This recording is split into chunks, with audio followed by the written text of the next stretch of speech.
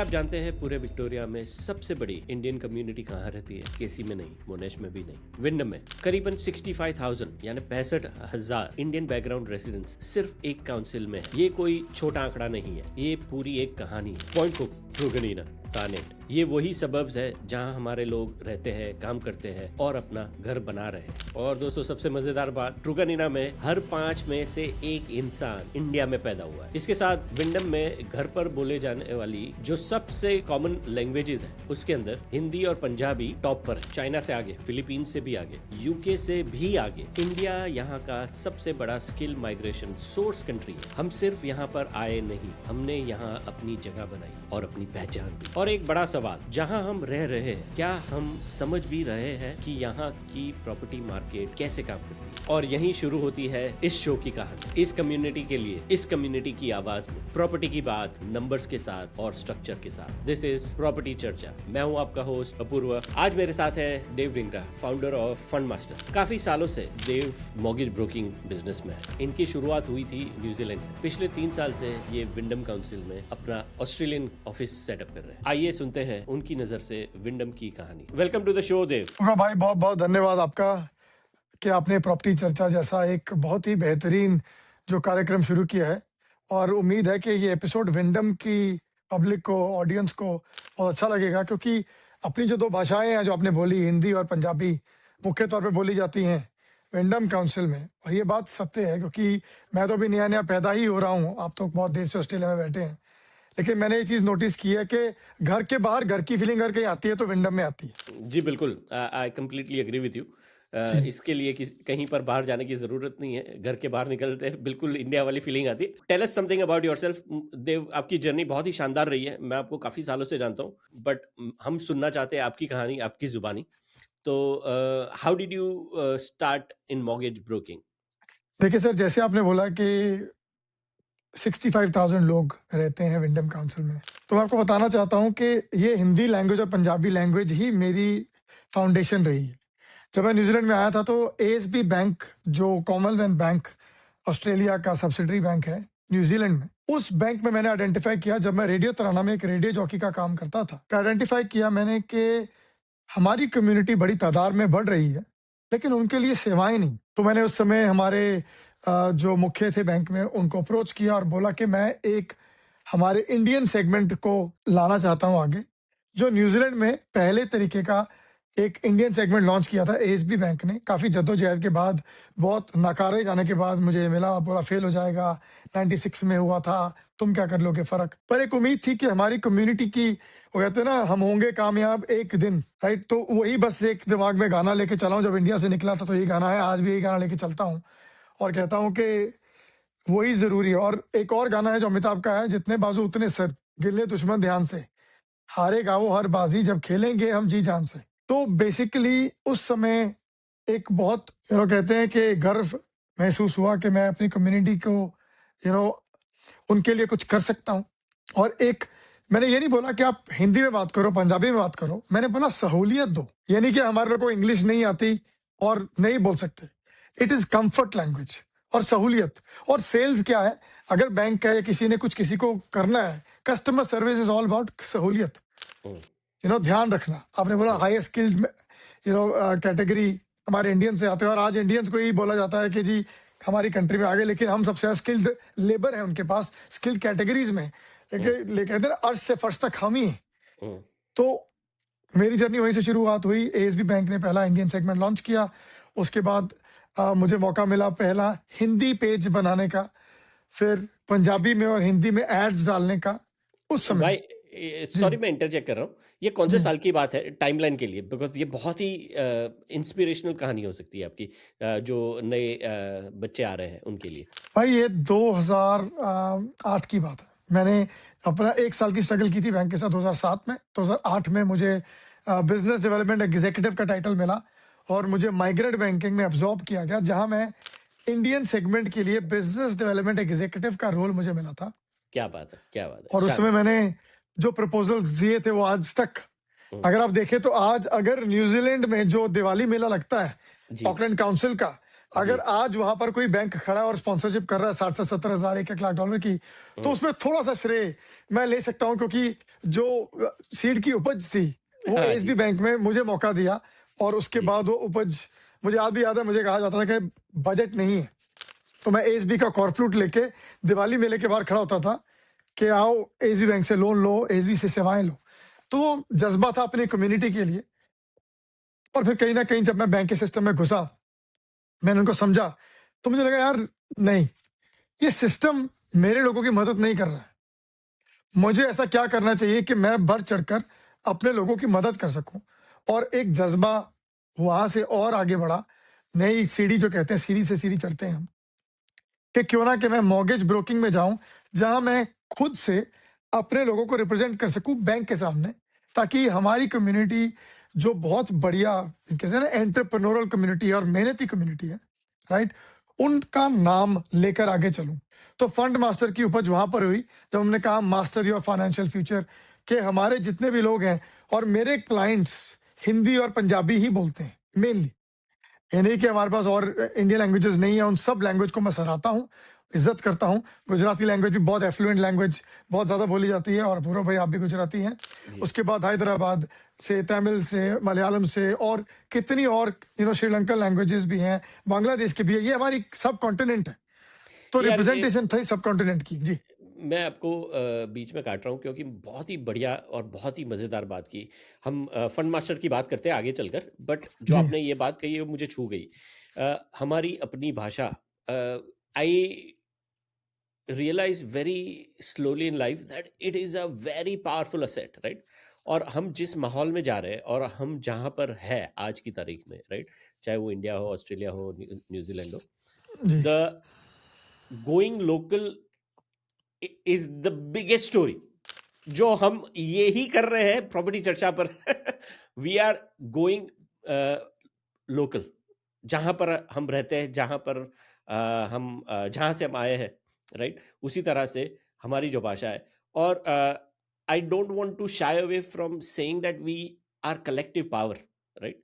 तो Wyndham council में करीबन 3,40,000 लोग रहते हैं, और वहां पर 65,000 यानी करीबन 20% इंडियन बैकग्राउंड से, राइट?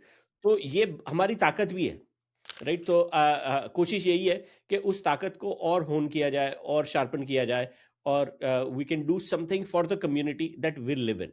तो भैया, कमिंग बैक टू यू, अब आप बताइए फंड मास्टर की कहानी। बस भाई वही फंड मास्टर की उपज हुई। सो टाइमलाइन के लिए 2008 से 2012 तक मैंने काम किया। 2012 नवंबर में मैंने डिसीजन लिया कि फंड मास्टर लाया जाएगा, और फंड मास्टर का काम मेनली ये होगा कि अपनी जो लोग हैं, जो पहला घर लेना चाहते हैं, इन्वेस्टमेंट लेना चाहते हैं, बिजनेसेस लेना चाहते हैं, उनके लिए उनकी जर्नी को आसान बनाना, और बैंक को वो इन्फॉर्मेशन देना जो बैंक चाहता है कस्टमर से। लेकिन कहीं ना कहीं हमारे क्लाइंट, वो जो हमारे क्लाइंट्स है, हमारी कम्युनिटी, क्योंकि बैंकिंग, हम्म, अगर हम इंडिया की बात करते हैं तो हम कई बारी मिडिल क्लास या नीचे, हम ये सोचते हैं कि हम डर के साथ बहुत हम्म, मुखातिब रहते हैं।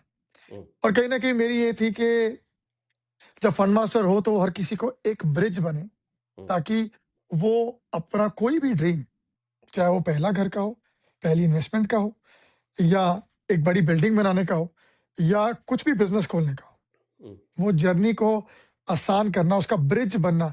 मैं एक ब्रोकर नहीं हूं, मैं एक ब्रिज हूं। हम्म, ब्रिज अपने क्लाइंट्स का, 98% हमारी क्लाइंटेल इंडियन ओरिजिन है, जिसमें पंजाबी, गुजराती, हैदराबादी, तमिल से, मलयालम, केरला से, और विभिन्न विभिन्न जगहों से, छोटे छोटे शहर से, कोडे कनाल से भी ऐसे ऐसे मेरे पास क्लाइंट्स हैं, जिनके करके आज फंड मास्टर है, और जिनके करके आज वो न्यूजीलैंड से उठकर सेवा ऑस्ट्रेलिया में भी आ गई है, और आपके विंडम काउंसिल में आ गई। तो पूर्वा जी, जब एएसबी बैंक में मौका मिला कि कुछ अपनी कम्युनिटी के लिए कर दिखाएं और कर जाएं, उससे सिर्फ मुझे ही फायदा नहीं हुआ, हर बैंक ने एक इंडियन सेगमेंट बनाया, और क्या उसके बात। बाद हर बैंक ने एडवर्टाइजमेंट की।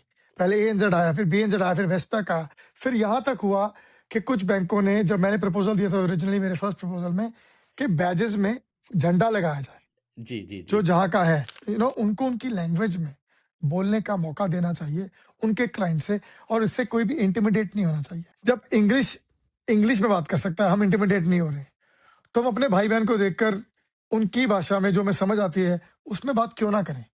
क्यों हम पे शक किया जाए कि हम कुछ और बात कर रहे हैं? तो ये चीज़ मेरा यही चीज़ों का नारा था। उसका 4 साल बाद जब मैंने बैंक को समझा, बोला यार ये तो वही बात होगी, कोई माँगेगा तभी कुछ दोगे।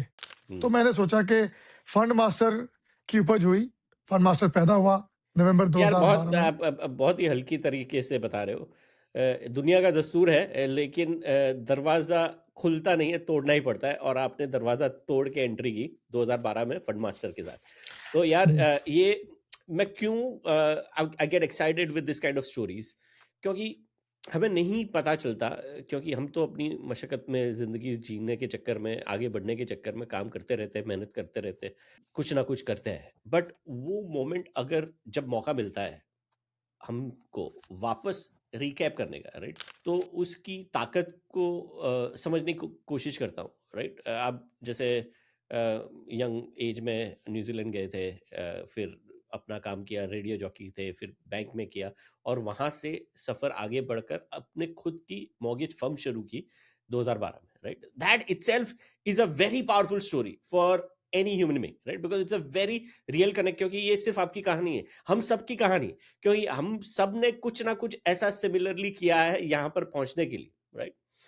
तो आप बिना ह्यूमिलिटी और बिना उसको अंडर प्ले करके हमें तारीफ तारीफ तो नहीं कह सकता, बट रियल कहानी जो फन मास्टर की है, जो ढांसू कहानी है, जो मैं जानता हूं, वो बताइए आप। जी भाई, फंड मास्टर फिर इस तरीके से आया कि मुझे चैलेंज किया गया कि भाई तुम वापस बैंक में आओगे, तुम्हारे को सैलरी के पैसे भी नहीं होंगे। और आप मानेंगे नहीं कि हमारी कम्युनिटी, जिसे लोग अलग-अलग नज़र से देखते हैं, इनफैक्ट हमारे खुद के लोग ही अलग नज़र से देखते हैं कभी-कभी।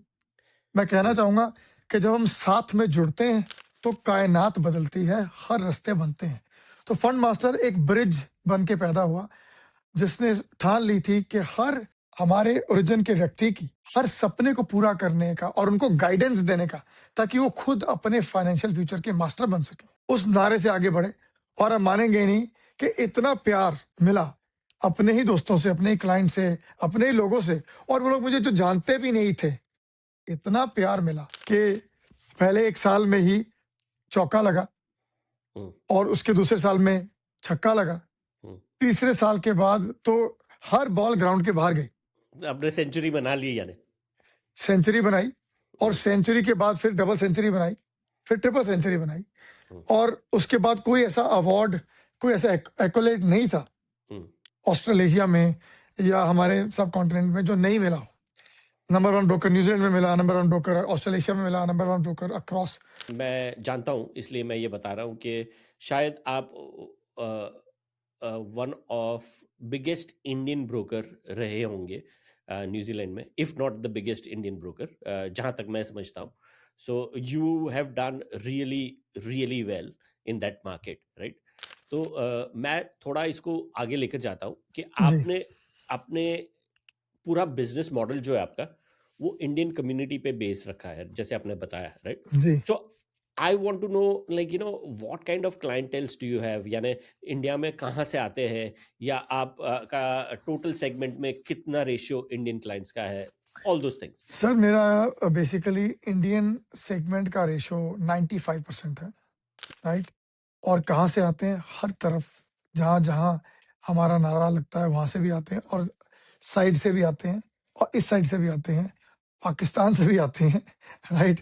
हर पर यह कि हमारी कम्युनिटी जो है, जब बाहर आ जाते हैं ना, चाहे जितना मर्जी सरहदों में हो लड़ाइयाँ, लेकिन जब हम बाहर आ जाते हैं तो हम एक हो जाते हैं, और एक होकर एक दूसरे की मदद करते हैं। हाँ, वो अब जरूरत बन जाती है, एजेंडा इज सर्वाइवल, राइट। फिर पॉलिटिकल आता है, पॉलिटिकल क्वेश्चन आता है सर्वाइवल के बाद। हाँ। So I know you are Punjabi, आप के क्लाइंट्स, मैं ये जानना चाहता हूँ कि हिंदी, पंजाबी, गुजराती, मलयाली, तमिल, कौन सी भाषा बोलते हैं, या लाइक टू बिलीव इतने सालों में तो अब कोई ऐसा क्लाइंट पॉकेट है जो आपने कवर नहीं किया। ये भी देखो, हमारा इंडिया बहुत बड़ा है, जी। और बहुत शहर हैं, तो कई पॉकेट्स अभी कवर नहीं हुई। बहुत बढ़िया। Dev, this is a perfect segue to get into Wyndham Council, क्योंकि मुझे पता है कि आपने और आपकी टीम ने कुछ रिसर्च किया होगा, क्योंकि आज से 3 साल पहले आपने ऐसे ही प्लान नहीं किया होगा ऑस्ट्रेलिया में फंड मास्टर को खोलने का, और वो भी मेलबर्न में, और वो भी विंडम में, राइट? तो आपने क्या, आपकी रिसर्च में आपको क्या दिखा जो विच प्लेड दैट सिग्निफिकेंट रोल कि आपका ऑस्ट्रेलिया में फंड मास्टर को खोलने का डिसीजन, और वो भी विंडम में? What made you choose that? देखिए सर, पिछले 3 साल से आंकड़े बता रहे हैं कि क्योंकि न्यूजीलैंड की इकोनॉमी में थोड़ा डाउन टर्न भी है, लेकिन जैसे कहते हैं ना, जब इंडिया छोड़ा था हम जिप्सी बन गए थे, तो उसके बाद हम न्यूजीलैंड में हुए, न्यूजीलैंड में हमने ग्रोथ की, सब आगे बढ़े। उसके बाद नेक्स्ट सीढ़ी, तो मैंने जब अपने आंकड़े देखे कि रफली 42 to 47,000 लोग जो है 2024 में, और 45 to 52,000 लोग 2025 अगस्त के कट ऑफ में ऑस्ट्रेलिया में permanently for long term move किए। ये आंकड़े न्यूजीलैंड से ऑस्ट्रेलिया की बात कर रहे हो आप? न्यूजीलैंड से ऑस्ट्रेलिया की बात कर रहा हूँ आपको। जी जी। राइट, तो टारगेट में अगर 65,000 लोग आए हुए हैं, तो मेरे ख्याल से 20,000 तो हमारे न्यूजीलैंड के लोग आए होंगे, 15 से 20,000 वो भी इंडियन ओरिजिन के, बाकी तो आप छोड़ दें। राइट, जी जी। तो it was a no brainer for me. और एक नई बड़ी जगह पर जाकर, जब आप चंडीगढ़ शहर से, जैसे मैं चंडीगढ़ छोटे शहर से हूँ, अब बॉम्बे की तरफ देखते हैं, जब कहते हैं ना फिल्म इंडस्ट्री में चमकना हो या जाना हो तो बॉम्बे जाना पड़ता है, तो मेरे लिए जब मॉर्गेज ब्रोकिंग में चमकना है तो फिर मेलबर्न आना पड़ता है। जी तो जी मेरा जी। मुंबई मेलबर्न है और मेरा चंडीगढ़ ऑकलैंड है, तो इसीलिए ये जो फुट रखा, पहले हमने अपने ऑपरेशंस लॉन्च नहीं किए, पहले बैक ऑफिस बनाया, रिसर्च की, और देखा कि विंडम काउंसिल में जो ग्रोथ है, अपनी तादाद बड़ी होती जा रही है, और आपने बोला 65,000 लोग हैं और वो बढ़ रहे हैं।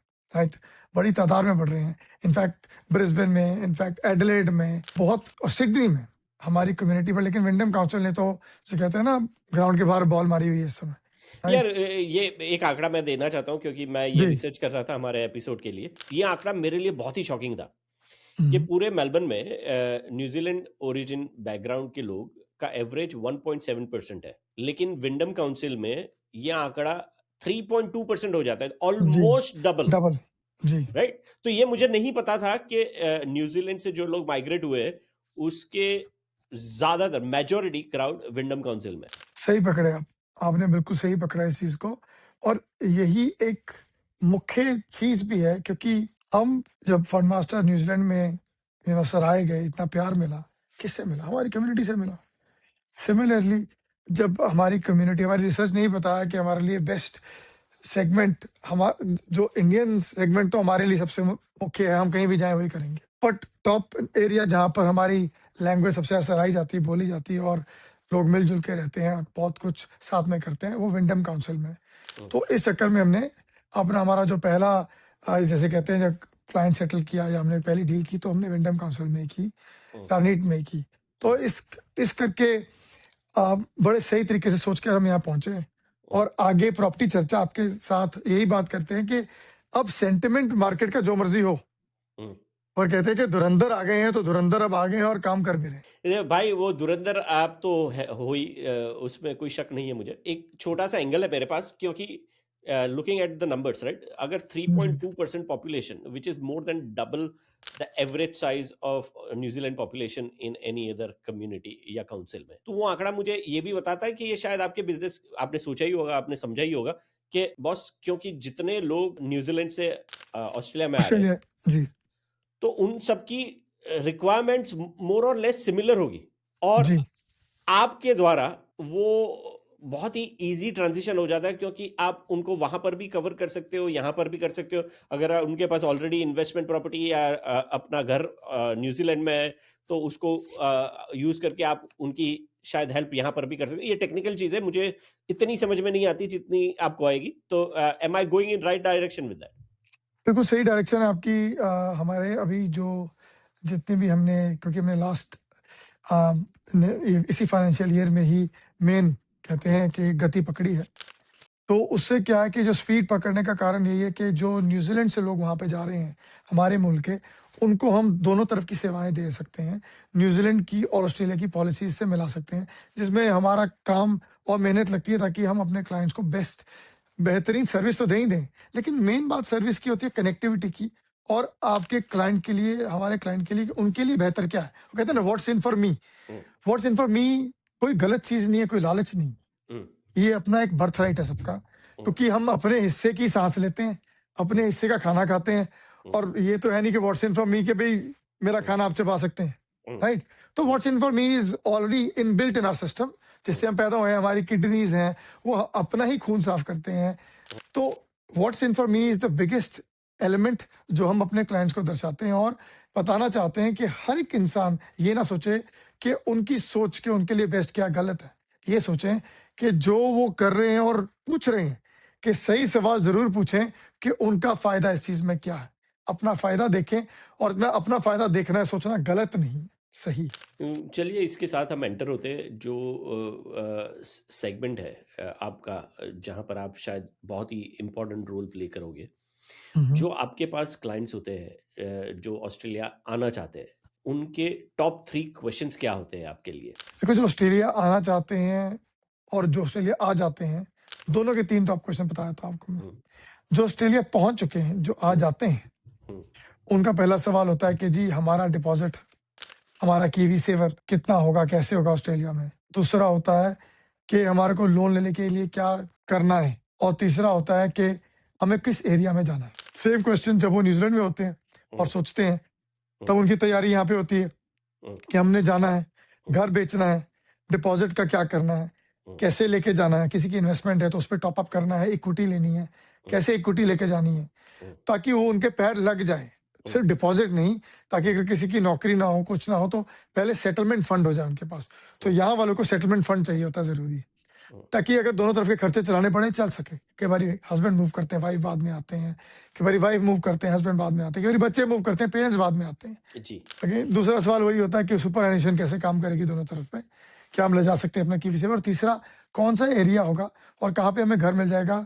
हमने सुना है कि यहाँ पर इतने का घर मिल जाता है, ऑब्वियसली टाने टुगनीना और जैसे हॉपर्स में हम हैं, वहां पर आपको घर मिल जाता है बड़ी अच्छी किफायती दाम पे। जो ऑकलैंड में है, वो नहीं घर मिल पाता है आपको। तो जो बेसिकली यहाँ से घर बेच के वहां जाते हैं, वो क्यों जा रहे हैं, एक सबसे बड़ा मुद्दा कि वहां जाके उनकी मॉर्गेज कम हो जाए और हम्म, वो फ्रीडम से रह सके, हम्म, या मॉर्गेज बिल्कुल खत्म हो सके। तो hmm, living freely with peace of mind is also one of the biggest attraction for people. एक तो उनकी इनकम बढ़ती है, डिस्टेंसेस बढ़ जाते हैं लेकिन इनकम बढ़ रही है। दूसरा, उनकी मॉर्गेज कम हो रही है, तो उनको एक जिंदगी जीने का जज्बा हर किसी को है। और हम ये भी सेवा करते हैं कि अगर आप 30 साल के लोन पर हैं तो उसको 7 साल में कैसे खत्म करना है, वो फॉर्मुलेशन क्या है, जिसमें आपकी सैलरीज को मद्देनजर रखते हुए आप क्या कर सकते हैं। क्योंकि बैंक 130 साल का लोन आपकी मॉर्गेज में लेगा, तो आपकी डबल कर देगा इंटरेस्ट के साथ। तो उसी का तोड़ हम देते हैं अपने क्लाइंट्स को।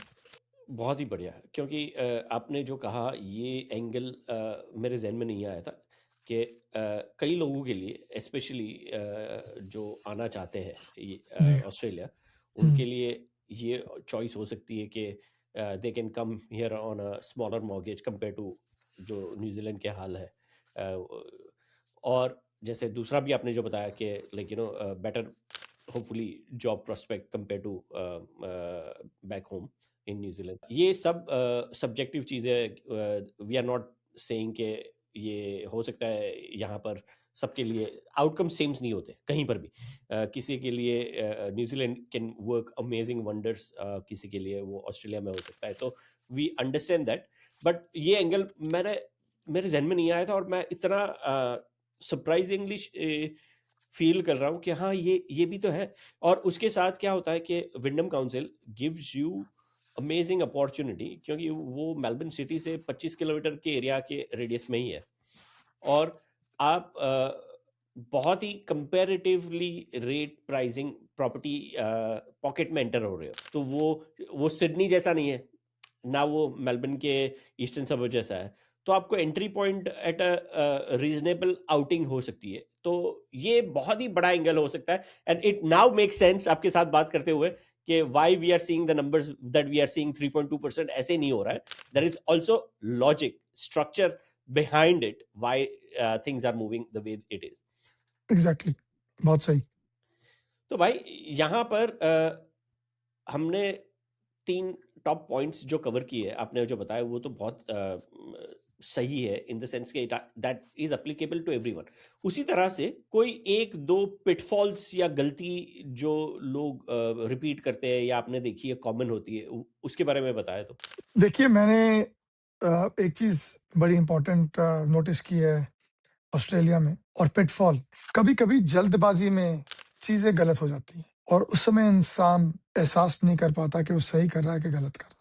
पिटफॉल ये है कि जब आप यहाँ से मूव कर रहे हैं, जल्दी मचा के ना मूव करें। न्यूजीलैंड से जा रहे हैं तो प्रॉपर्टी सस्ते दाम पर गिरा के मत जाएं। पहले इंडिया से आप आए, कुछ जल्दी में बेच के आए, कोई जमीन बेच के आया, कोई घर बेच के आया, कोई आराम से आया, फिर यहाँ से आप आगे जा रहे हैं।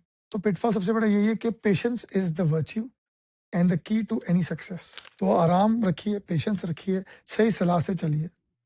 और दूसरा सबसे बड़ी पिटफॉल, गुमराह ना होइए किसी से। जब नई कंट्री में जाते हैं, आप विश्वास करना चाहते हैं, बात करना चाहते हैं, समझना चाहते हैं, पर अंधविश्वास सिर्फ भगवान पर अच्छा है। इंसान पर विश्वास, अंधा विश्वास नहीं, विश्वास होना जरूरी है। और वही बहुत बड़ी स्टेटमेंट है। अंधविश्वास तो मैं कहता ना कि जो दिखता नहीं उस पर होता है, एहसास पर होता है, पर विश्वास इंसान पर होता है। तो इंसान पर विश्वास करना है, किसी पे भी करना हो, किसी भी आप बात कर रहे हैं, सलाह ले रहे हैं, तो थोड़ा रिसर्च कीजिए। एआई का जमाना है, हर चीज सही तरीके से चलती है। थोड़ा रिसर्च कीजिए, देखिए, समझिए, बूझिए, जानिए कि आप सही डिसीजन ले रहे हैं। समय से या किसी के प्रेशर में समझौता ना कीजिए। ये ना कीजिए कि यार मुझे किराए पे क्यों रहना पड़ेगा, कोई बात नहीं, 6 महीने किराए पे रह जाइए, लेकिन जाइए, समझिए। क्योंकि मैंने बहुत बार ऐसा देखा लोगों को, जल्दी में घर बेचते हैं, जल्दी में जाते हैं, और कई बार आप सेटल नहीं हो पाते नई जगह पे, फिर आप वापस भी आते हैं, फिर आपका जो होता है वो भी चला जाता है और दोनों तरफ नुकसान भी खाते हैं। ये जो आप कह रहे हो ये बहुत ही कॉमन सिनेरियो है, right? So this is more to do with life than just property की बात नहीं कर रहे हम, मूविंग की बात नहीं कर रहे। ये अप्लाई होगा, आप जो कह रहे हो वो काफ़ी चीज़ों में ज़िंदगी में अप्लाई हो सकता है। तो common mistakes as you rightly said are what you highlighted. Any technical aspects of it, जैसे बैंकिंग प्री अप्रूवल वहाँ पर बैठ के लेके रखना या यहाँ आकर लेना, या any of those technical challenges या जो कॉमन ट्रैप्स हो सकते हैं? जी, प्री अप्रूवल सर, यहाँ से अगर आप बोरिया बिस्तरा बांध कर वहाँ जा रहे हैं तो आपको वहाँ पर 3 महीने काम करना है, जॉब में जाना है, और अगर आप सेल्फ एम्प्लॉयड हैं तो आपका एबीएन होना चाहिए। वो वहाँ पर जाके ही मिलता है, अप्रूवल या प्री अप्रूवल। यानी यहाँ मेलबर्न में से आकर या ऑस्ट्रेलिया में आकर ही मिलेगा? जी, यहाँ से अगर आप लेके जाना चाहते हैं प्री अप्रूवल, तो तब आपका अगर एक एलिमेंट न्यूजीलैंड में जॉब कर रहा है और आपकी इनकम है न्यूजीलैंड में और वहाँ घर देखना चाहते हैं, या आपका कोई बिजनेस है जिसकी बिजनेस की सेल्फ एम्प्लॉयड इनकम बहुत कम है, लोग जो लेते हैं ऑस्ट्रेलिया में, पर कुछ लोग लेते हैं, अगर वो इनकम मद्देनजर रखी जाए तब आप प्री अप्रूवल लेके जा सकते हैं। पर आपको फिर भी अगर वहां पर अप्रूवल चाहिए ऑस्ट्रेलिया में, तो आपको 100 पॉइंट आईडी करनी है। आपको ड्राइवर्स लाइसेंस चाहिए, मेडिकेयर कार्ड चाहिए, वहाँ की लीज चाहिए, और इन सब के लिए आपको लीज चाहिए। लाइसेंस तो कन्वर्ट हो जाएगा न्यूजीलैंड सिटीजन का, राइट्स भी मिल जाएंगे, लेकिन लीज आपके नाम पे, स्टेबिलिटी और साथ में मेडिकेयर कार्ड आपका लीज पे मिलता है। तो कुछ चीजें हैं जो आपको वहां जाकर करनी है पेशेंस से। मेडिकेयर कार्ड भी लेना है, लाइसेंस भी अप्लाई करना है, जो कहते हैं 100 पॉइंट आईडी सिस्टम। देव, बहुत ही बढ़िया बात की। I think this is very important, right? And this is very tangible. आपके वजह से बहुत सारे लोगों को कुछ जानने को और इम्पोर्टेंट चीजें क्लियर हो जाएगी। तो टॉप 5 थिंग्स बताइए जो they need to do first. देखो, टॉप 5 थिंग्स में से सबसे पहली चीज मेलबर्न पहुंच के करनी है कि पहले जाने से पहले अपने लिए किराए पे घर ढूंढना है। एक बार जाके ट्रिप करके आए और अपना एरिया ढूंढ के आए, बच्चों के लिए अगर स्कूल है या आपने कहाँ रहना है, उसके हिसाब से फिर वहां पर किराए पे घर ढूंढें। किराए पे घर ढूंढें, पहला, ठीक है। फिर वहां पे जाएं, अपना ड्राइवर्स लाइसेंस कन्वर्ट करें, दूसरा। तीसरा, जब आपका लीज हो गया, ड्राइवर्स लाइसेंस हो गया, आप वहां पर अपना मेडिकेयर कार्ड अप्लाई करें, ठीक है। मेडिकेयर। मेडिकेयर कार्ड, सो मेडिकेयर से पहले भी, इनफैक्ट मेडिकेयर से पहले तीसरा आपका होना चाहिए बैंक अकाउंट खोलना, चौथा मेडिकेयर कार्ड, और पांचवा आपका वहाँ पे लोकल मोबाइल जो वगैरह वहाँ पे आपके सारे कनेक्शंस और लोकेलिटी की समझ आपको आ जानी चाहिए। ये 5 चीजें बहुत जरूरी हैं। They sound so simple, but मैं सोच सकता हूँ एनी पर्सन और family that is moving, right, just as a reference guide, वो चेकलिस्ट होना बहुत ही पावरफुल और हेल्पफुल होता है। जी, सो बहुत शुक्रिया देव, आपके साथ तो हम गपशप करते करते कहाँ निकल जाएंगे पता ही नहीं चलता है, हमेशा यही होता है। तो आगे बढ़ते हैं। Some interesting aspect as we are going towards the end of our show. Right? जी। आपका नज़रिया क्या है इकोनॉमी जो आज की तारीख में न्यूजीलैंड की है और आज की तारीख में जो ऑस्ट्रेलिया की है? How do that aspect work, specially in this case जहाँ पर न्यूजीलैंड से लोग यहाँ आना चाहते हैं? तो इकोनॉमी की बात करें हम दोनों तरफ की, राइट? सर देखिए, न्यूजीलैंड की इकोनॉमी इस समय दोनों तरफ की, मेलबर्न की अगर मैं देखूं, गोल्ड कोस्ट की बात नहीं करूंगा, मेलबर्न की बात करूंगा, जो विंडम काउंसिल की बात करूंगा, तो दोनों तरफ अभी फ्लैट चल रहा है। मैं आपको प्रॉपर्टी के नजरिए से बता सकता हूँ कि दोनों तरफ इस समय मार्केट फ्लैट है, क्योंकि ये जो ट्रम्पेट हुआ है उसमें हमने देखा है कि सारी मार्केट्स हम्म, का बट्टा बैठ चुका है, और दोनों तरफ देखा जाए तो फ्यूल क्राइसिस बढ़ चुका है। इंटरेस्ट रेट्स को फैक्टर किया गया है दोनों रिजर्व बैंक्स ने। न्यूजीलैंड रिजर्व बैंक ने तो ओसीआर को होल्ड पे रखा हुआ है, हम्म, पर ऑस्ट्रेलिया वालों ने बेसिकली उसमें चेंजेस लाए थे। पर फाइनेंशियल मार्केट्स ने ऑलरेडी इन चीज़ों को प्राइस कर लिया था, फैक्टर के इंटरेस्ट रेट बढ़े थे, हम्म, फिक्स रेट। हम्म, अब न्यूजीलैंड का फिक्स रेट ऑस्ट्रेलिया से बेटर है, हम्म, राइट? हम्म, ऑस्ट्रेलिया का फ्लोटिंग रेट बेटर है। हम्म, बट कॉन्सेप्चुअली क्या है कि सबसे बड़ी बात है कि दोनों मार्केट्स फ्लैट हैं, और ये एक राइट अपॉर्चुनिटी हो सकता है अगर आप पेशेंस से अपनी प्रॉपर्टी खरीदना चाहें या बेचना भी चाहें। इसमें लालच का कोई रोल नहीं हो सकता, इसमें ग्रीड नहीं आती, इसमें सिर्फ सीधा सरल आंकड़े आते हैं कि आपको अगर बेच के निकलना है तो फ्लैट में फ्लैट मिलेगा। अगर आप फ्लैट मार्केट में बेच रहे हैं तो फ्लैट मार्केट में खरीदिए। अगर आप गिरती मार्केट में बेच रहे हैं और उठती मार्केट में खरीद रहे हैं तो गड़बड़ भी हो सकती है। अगर आप गिरती मार्केट में से गिरती मार्केट में जा रहे हैं तो बराबर है। तो आपको पेशेंस से चलना है कि अगर ये मार्केट ठीक नहीं है तो वहां पे जाके किराए पे रहिए, अपने आप को स्थित कीजिए, सेटल कीजिए, और दूसरी इकोनॉमी तब बेचिए जब वो वापस आए। हम्म, तो दोनों इकोनॉमीज का आंसर यही है कि they are flat economies at the stage, hmm, and prediction यही है कि अभी मार्केट इस साल 2-3% नीचे ही जाएगी। हम्म।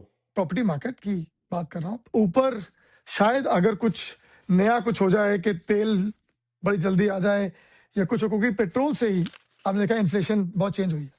तो ये क्योंकि मैं ये वही एंगल पर आने वाला था आपको, मेरा नेक्स्ट सवाल इन्फ्लेशन का ही था, क्योंकि हमने वॉर की वजह से जो इन्फ्लेशन देखा है, आरबीआई ने मार्च में ऑस्ट्रेलिया में इंटरेस्ट रेट फिर से हाइक कर दिया।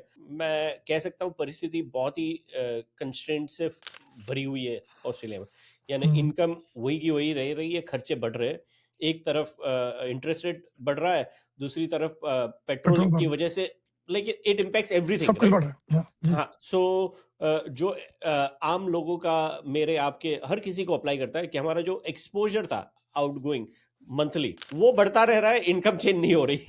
तो it it creates a very strong pressure. तो क्या न्यूजीलैंड में भी वही हो रहा है? क्योंकि अगर वो वही हो रहा है तो people who are planning to come over here, it will be impacting them even strongly. Sir ऐसा है कि न्यूजीलैंड वाले लोगों को ऑस्ट्रेलिया सस्ता लगता रहा है, पर मैंने दोनों कंट्रीज को बड़ी क्लोजली महसूस किया है। हाँ, प्रॉपर्टी प्राइसेस में, रेंट्स में फर्क था, कुछ फूड में भी, पर बहुत कुछ बहुत सिमिलर है। वुलीज यहाँ पे भी वही कर रहा है, हम्म, हम्म, वही रॉड एंड गन का ऑस्ट्रेलिया प्राइस न्यूजीलैंड प्राइस फर्क है। हम्म, न्यूजीलैंड डॉलर ऑस्ट्रेलिया से वीक होता जा रहा है, हम्म, राइट? तो बेसिकली जो लोग यहाँ पर हैं वो भी सेम परिस्थिति में ही बैठे हैं, हम्म, और डीजल का दाम तो 3.85 तक चला गया, हम्म, राइट? जहाँ डीजल गाड़ी के लिए आप किलोमीटर्स खरीदते थे, आज लगता है कि गवर्नमेंट को किलोमीटर्स वापस देने पड़ेंगे, हम्म, हम्म, राइट? जहाँ इलेक्ट्रिक के लिए खरीदते थे, आज लगता है गवर्नमेंट को वापस देना पड़ेगा। तो वही है कि कभी कभी मैं ये एक मैसेज देना चाहूंगा अपने सब श्रोतागणों को कि कभी कभी हम किसी परिस्थिति में गिव अप करने की सोचते हैं कि यार ये तो ऐसा ही है। अगर आप पिछले कुछ सालों को, कोविड 2019 और अब 2026, कोई हिस्ट्री ना देखिए आप, बस पिछले 6 सालों को देखिए आप, तो हम लोगों ने कितना कुछ देख लिया। और वो यही कहता है कि परिस्थिति हर किसी की बदलती है, स्थिति हर किसी की बदलती है, लेकिन इंसान की सबसे बड़ी जो कहते हैं क्षमता यही है कि सर्वाइवल ऑफ द फिटेस्ट, जैसे आपने बोला डार्विन का प्रिंसिपल, कि अपने आप को आगे बढ़ाते जाइए, और जब चूकें गिरे तो गिर के सिर्फ मिट्टी साफ कीजिए कि ठीक है मिट्टी लगी है, गिर गए, पर गिरे इसलिए कि अगली बारी गिरेंगे नहीं, वो सोच के गिरिए। ये सोच के बैठे ना रहिए कि यार उठने का मौका नहीं मिलेगा दोबारा, हम्म। क्योंकि उठेंगे तभी नहीं गिरेंगे। Let me ask you this thing, आज की डेट में अगर आई एम जस्ट, ये हो सकता है सिनारियो या नहीं भी हो सकता है, तो अगर नहीं होता है तो जस्ट लेट मी नो। जी। बट अगर न्यूजीलैंड में फैमिली है जिनको ऑस्ट्रेलिया मूव करना है, और उनके पास हाइपोथेटिकली स्पीकिंग 500 टू 800,000 की इक्विटी प्रॉपर्टी में है, राइट? जी। और उनके पास एक्सेस भी है, राइट? यानी जी। उनके नंबर्स या उनकी जॉब जो भी है वो कंफर्टेबल है, तो उनके पास रीड्रॉ का एक्सेस है। तो क्या वो कैपिटल के द्वारा ऑस्ट्रेलिया में प्रॉपर्टी खरीद सकते हैं without moving here just as an investment property, या ले व्हाट सकते वुड हैं बी सर, द इन्वेस्टमेंट ले सकते हैं। प्रिंसिपल प्लेस ऑफ रेजिडेंस के लिए तो मूव करना पड़ेगा, जी जी। पर इन्वेस्टमेंट के लिए बिल्कुल ले सकते हैं। न्यूजीलैंड सिटीजन होने चाहिए, वो ऑस्ट्रेलिया में प्रॉपर्टी ले सकते हैं। तो उनको यहाँ पर मॉर्गेज बैंक दे देता है इजीली? सारे बैंक नहीं देते हैं, पर अगर सेल्फ एम्प्लॉयड ना हो, पीएवाई जॉब पे हो न्यूजीलैंड में, तो दे देता है। पर उसका डिपॉजिट रेशियो डिफरेंट रहता है, और सेल्फ एम्प्लॉयड के लिए बहुत कम ऑप्शंस हैं, पर मिल जाता है सेल्फ एम्प्लॉयड को भी है। तो ये लाइक यू नो शायद ये प्रॉब्लम या ये चैलेंज ये कह सकते हैं इट्स अ प्रिविलेज प्रॉब्लम।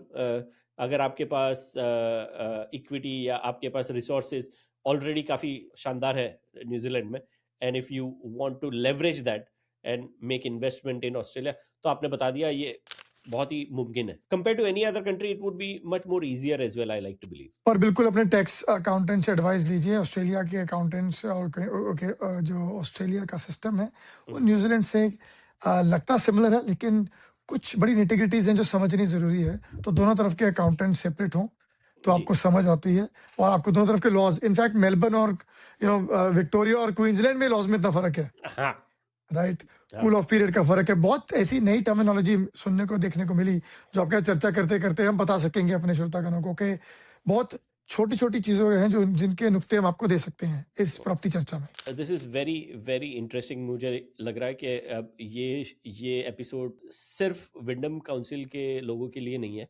ये पूरे ऑस्ट्रेलिया में जो हिंदी समझ सकता है उनको कुछ ना कुछ मिलेगा ये एपिसोड में से।